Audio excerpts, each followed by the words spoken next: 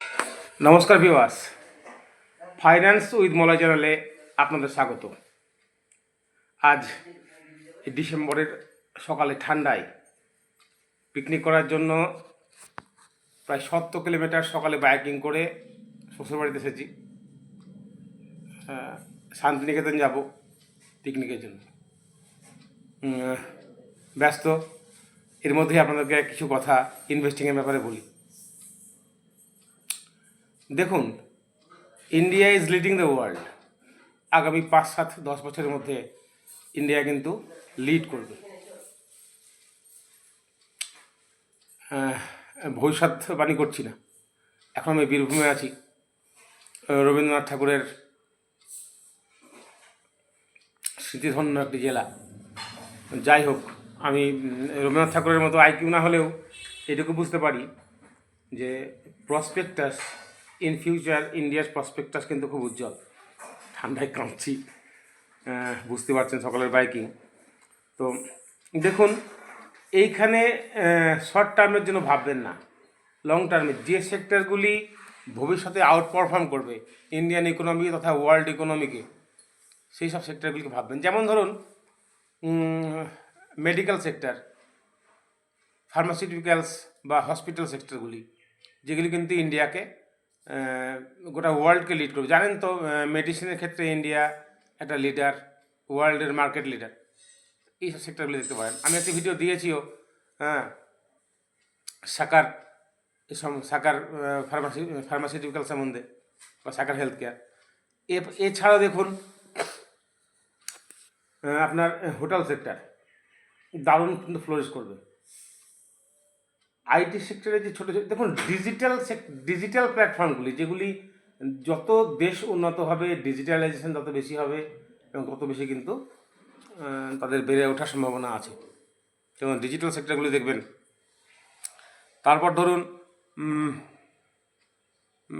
আপনার medical, Pharma sector, আপনার ছোটো ছোটো কিছু আইটি, যেগুলো ডিজিটালাইজেশন, এআই সেক্টর, এআইয়ের উপর যারা কাজ করে বা রোবোটিক্সের উপর যারা কাজ করে। দেখুন, কোনো দেশকে শক্তিশালী হতে গেলে অর্থনৈতিকভাবে যেমন শক্তিশালী হতে হবে, তেমন কিন্তু ডিফেন্সের দিক থেকে শক্তিশালী হতে হবে। যে ডিফেন্স সেক্টরগুলি আজকে মনে হচ্ছে ছোটো, বা আরেকটা কথা বলি, যেগুলোকে আপনাদের বড় লার্জ ক্যাপ মনে হচ্ছে বা মিড ক্যাপের শেষের দিকে, সেগুলোকে দেখুন, মিড ক্যাপ আজকে যেগুলি মিড ক্যাপ উন্নত দেশে, এইগুলি কিন্তু স্মল ক্যাপ। এগুলো ভাববেন। আজকে ইন্ডিয়াতে যেটা আপনি মিড ক্যাপ বলছেন বা লার্জ ক্যাপ বলছেন, উন্নত দেশগুলিতে, চায়নাতে বা ইউএসএতে কিন্তু সেগুলি কিন্তু হিসাব মতো মার্কেট ক্যাপের দিক থেকে সেগুলি কিন্তু স্মল ক্যাপ বা মিড ক্যাপ। সুতরাং এইগুলো যে আর বাড়বে না, অনেক বেড়ে গেছে ভ্যালু। হ্যাঁ, ভ্যালুয়েশনের ব্যাপারটি দেখা দরকার। তো আমি কি বলেছিলাম যে আপনার হাই পি যদি হয়, যদি হাই পিই হয়, তাহলে তার গ্রোথটাকে কিন্তু হাই হতে হবে। গ্রোথ, হ্যাঁ বুঝতে পারছি, মুখটাকে দেখা যাচ্ছে না, আসলে খুব ঠান্ডা করছে, বাইকিং করে এসেছি সকালে, বুঝতে পারছেন, ডিসেম্বরে, তো একটু কষ্ট করে দেখে নেবেন। তো যাই বলছিলাম যে উন্নত দেশগুলিতে এই সেক্টরগুলি কিন্তু মোটেও লার্জ ক্যাপের মধ্যে পড়ে না, এগুলি কিন্তু স্মল ক্যাপ। ইন্ডিয়ান ইকোনমিকের ক্ষেত্রে এগুলি লার্জ ক্যাপ বলে মনে হলেও যখন ইন্ডিয়া গ্রো করবে না, তখন এগুলি কিন্তু স্মল বা মিড ক্যাপ হিসেবেই কাজ করবে। দেখুন, ডিজিটাইজ হতে হবে দেশকে, না হলে কিন্তু দেশের উন্নতি করা খুব মুশকিল। তো রোবোটিক্সের উপর যারা কাজ করবে, যারা এআইয়ের উপরে কাজ করবে, ব্যাঙ্কিং সেক্টর, মনে হচ্ছে আজকে এসবিআইকে আপনার অনেক বড় মনে হচ্ছে, কিন্তু এসবিআই কিন্তু সেরকম মোটেও বড় বলে মনে হচ্ছে না।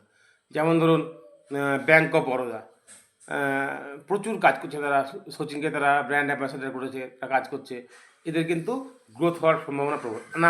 আমি প্রথমেই বলি, আমি কিন্তু সেবি রেজিস্টার রিসার্চ অ্যানালিস্ট নই। এগুলি কিন্তু আমার এই স্টকগুলির সাথে আমি উদাহরণ দিচ্ছি ইন্ডিয়ান ইকোনমি বা কী আউট পারফর্ম করতে পারে। তো এগুলি কিন্তু মোটে কোনো রিকমেন্ডেশন বা সেল, হোল্ড বা বাই রিকমেন্ডেশন মোটেও নয়। আপনারা কিন্তু নিজের রিস্কে ইনভেস্ট করবেন। ইনভেস্ট করার আগে আপনার ফাইন্যান্সিয়াল অ্যাডভাইজারের সঙ্গে কথা বলে নেবেন। তো আমি বলতে চাইছি, দেখুন, এটা তো বুঝতে পারছেন, গোটা বিশ্ব জুড়ে আপনি যেদিকে যাবেন একটা অসহিষ্ণুতা, একটা যুদ্ধ মারামারি সব জায়গায় চলছে। আহ, একটা কেমন যেন একটা অস্থিরতা কাজ করছে। এইটা হয়তো আরও কিছুদিন চলবে। যতদিন স্থিরতা না আসবে এটি কিন্তু এই মার্কেটের উপরে একটা প্রভাব ফেলবেই, এটা ঠিক কথাই। আর এর জন্য দেখুন এখনকার যুগে আহ, একমাত্র দেশের, এটা তো মানবেন যে যে 800 কোটি বা 850 কোটি জনসংখ্যা গোটা পৃথিবীতে, তার মধ্যে 140 কোটি ইন্ডিয়া, 140-150 কোটি ইন্ডিয়া, চায়না মিলেই প্রায় 300 কোটির কাছাকাছি। ভারত পাকিস্তান ধরলে তো সেটা আরও, বাংলাদেশ পাকিস্তান ধরলে তো সেটা আরও পার হয়ে যাবে সম্ভবত 300 কোটির কাছাকাছি।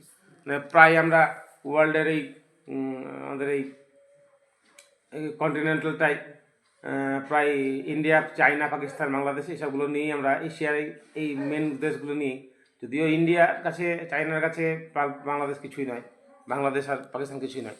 ধরুন আমি বাংলাদেশ আর ধরুন শুধু আমি ভারত আর পাকিস্তান, পাকিস্তান বাংলাদেশ ছোটো দেশ, ভারত আর চায়না ধরুন, এরাই তো মোটামুটি প্রায় almost half of the population নিয়ে বসে আছে। তাহলে এদের ভাবুন গ্রোথ প্রসপেক্টাস কোন কোন লেভেলে। আর ভারতের যে পররাষ্ট্রনীতি দারুণ দারুণ, তারা লিড করবে। চায়না তো ইতিমধ্যে লিড করছেই প্রায়, সকলে চোখে চোখ রেখে কথা বলতে পারে। তো চায়না এবং ইন্ডিয়ার অর্থনীতি যে আর কোথায় যাবে আগামী 10-15 বছরে আপনারা কল্পনা করতে পারেন না। সুতরাং ট্রেডিংটি সারুন, ইনভেস্টিংয়ের কথা ভাবুন, যেগুলি আপনাকে কনস্ট্যান্টলি কম্পাউন্ড করতে পারে, যে স্টকগুলি দেখুন কোনো স্টকে ইনভেস্ট করলেন 6 মাসে 5 মাসেই সেই স্টকটি আপনাকে কোটিপতি করে দেবে, এটা হয় না। তাহলে এই এই এই সব টাটা বিড়লারা ব্যবসা না করে, রিলায়েন্স ব্যবসা না করে ট্রেডিংই করতো, ওই ইনভেস্ট করতো 2 বছরে কোটিপতি হয়ে যেত। এভাবে হয় না, দুদিনে কোনো দিন কোটিপতি হতে পারবে না, টাইম লাগবে, 10 বছর, 15 বছর, 20 বছর সময় দিতে হবে। একটা ব্যবসাকে ব্যবসা করতে টাইম দিতে হবে। ইন্ডিয়ান ইকোনমির যে প্রসপেক্টাস, যে সম্ভাবনা, সেটাকে আপনাকে গ্রো করতে দিতে হবে, ধৈর্য রাখতে হবে, আরও পড়াশোনা করুন, আরও জানুন। হ্যাঁ, যেটা বলছিলাম, যেমন ধরুন আপনার ব্যাঙ্ক অফ বরোদা, তারা প্রচুর কাজ করছে। তারপরে ধরুন আরও কিছু কিছু, যেমন বেল রাইস দারুণ কাজ করছে। অটোর কিছু কিছু স্টক ভবিষ্যতে অনেক ভালো কাজ করতে পারে। আমি প্রিকল বলেছিলাম, বেল রাইস যেমন এখন খুব ভালো দেখাচ্ছে। এসব স্টকগুলোর প্রতি নজর রাখুন, ভাবুন কার সেলস গ্রোথ কেমন, কার পেস অফ গ্রোথ কেমন, কার ম্যানেজমেন্ট কি বলছে, আপনার কি মনে হচ্ছে।